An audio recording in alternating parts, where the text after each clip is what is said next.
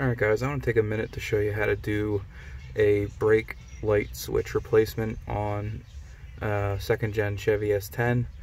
It's probably about the same for just about any GM from this time period. It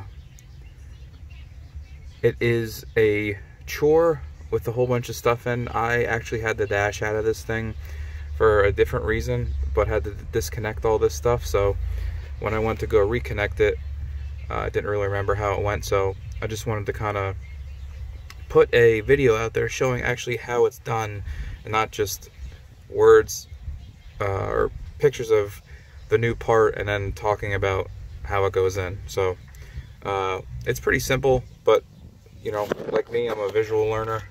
So we'll go in here real quick. This white looking box here is the brake light switch. Get some more light in there for us.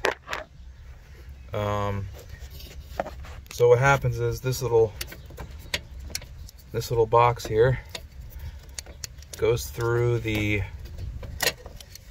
push rod for the brake master cylinder and the brake booster. That right there is the brake pedal. That right there is the linkage between the pedal and the brake master cylinder. This here is the switch, and one side is slotted, one side is not. What you need to do is orient the new switch over top, capturing the push rod in the middle. I'm not sure how much of that you're gonna be able to see, guys, I'm sorry. Whoops. Whoops. Hold on a sec. There we go.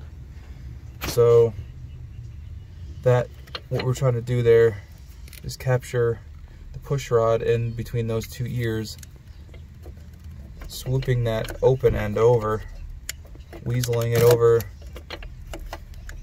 near the edge,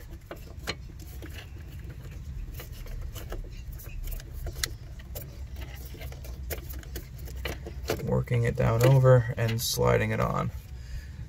Once it's on, there's a little clip that has a larger ear, or larger opening that goes on, and then you slide it down and it captures itself in that snap ring groove. That pretty much is how it goes together.